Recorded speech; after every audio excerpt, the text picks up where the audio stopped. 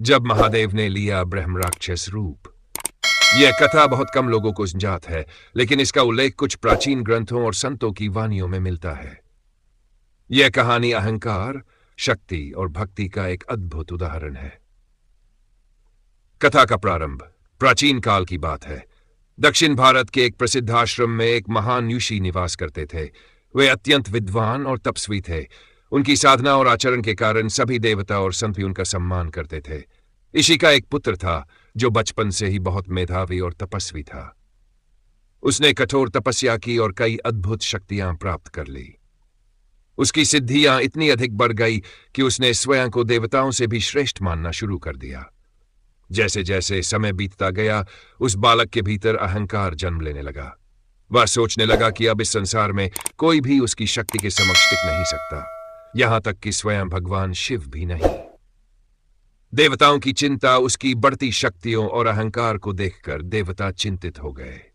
इंद्रदेव ने नारद मुनि से कहा, यदि यह बालक इसी प्रकार अहंकार में डूबता रहा तो यह आगे चलकर संपूर्ण सृष्टि के लिए संकट बन सकता है।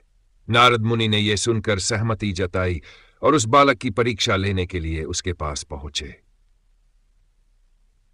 नारद मुनि ने उस बालक से कहा, वत्स, तुमने जो शक्ति प्राप्त की है वह अद्भुत है। तुम्हारी साधना इतनी महान है कि अब स्वयं महादेव भी तुम्हारे सामने कुछ नहीं है। यह सुनते ही उस बालक का अहंकार और अधिक बढ़ गया। उसने उत्तर दिया, अगर महादेव सच में इतने महान होते तो वे मेरे पास आकर मेरी शक्ति की परीक्षा लेते। यह शब्द सुनते ही नारद मुनि मुस्कुराए और तुरंत कैलाश पर्वत की ओर चल दिए। शिव का ब्रह्मराक्षस रूप धारण करना। जब भगवान शिव को यह जात हुआ कि एक साधारण मानव ने अहंकार में आकर उनका अपमान किया है, तो उन्होंने उसे सही राह दिखाने के लिए एक लीला रचने का निर्णय लिया। भगवान शिव ने एक भयंकर रूप धारण किया, ब्रह्मराक्षस का। उनका यह स्वरूप अत्यंत विकराल और भयंकर था। विशाल शरीर, जलती हुई आंखें और उनका तेज ऐसा था कि देखने वाले भयभीत हो जाते। इस रूप में वे सीधे उस बालक के पास पहुंचे और गरजते हुए बोले, हे मूर्ख, तुम अपनी शक्ति पर इतना घमंड क्यों कर रहे हो? क्या तुम मुझसे युद्ध कर सकोगे?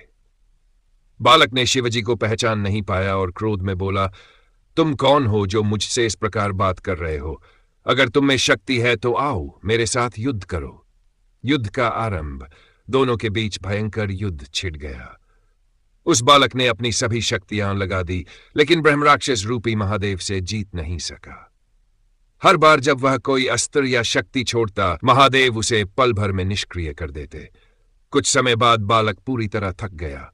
उसकी सारी शक्तियां समाप्त हो गई और वह निडाल होकर गिर पड़ा। तभी ब्रह्मराक्षस का रूप छोड़कर भगवान शिव अपने वास्तविक स्वरूप में प्रकट हुए। उनकी दिव्य छवि देखकर बालक स्तब्ध रह गया। वह तुरंत उनके चरणों में गिर पड़ा और अपने अहंकार के लिए क्षमा मांगने लगा।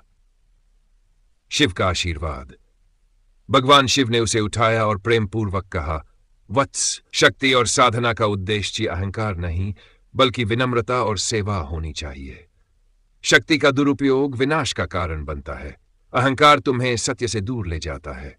सच्चा साधक वही है जो शक्ति प्राप्त करने के बाद भी विनम्र बना रहे। बालक ने भगवान शिव से क्षमा मांगी और प्रण किया कि वह कभी अहंकार नहीं करेगा। भगवान शिव ने उसे आशीर्वाद दिया और कहा, आज से तुम अपनी शक्तियों का उपयोग केवल धर्म और भलाई के लिए करोगे। यही तुम्हारा सच्चा कर्तव्य है। कहानी से सीख। यह कथा हमें सिखाती है कि शक्ति और ज्ञान का सही उपयोग तभी संभव है जब उसके साथ विनम्रता हो। अहंकार हमेशा पतन का कारण बनता है। 3. सच्ची भक्ति और साधना वही है जो अहंकार को नष्ट कर दे और आत्मज्ञान की ओर ले जाए। भगवान शिव की ये लीला हमें यह बताती है कि जब भी हम अहंकार में आकर अपने मार्ग से भटकने लगते हैं तो वे हमें सही राह दिखाने के लिए विभिन्न रूपों में प्रकट होते हैं।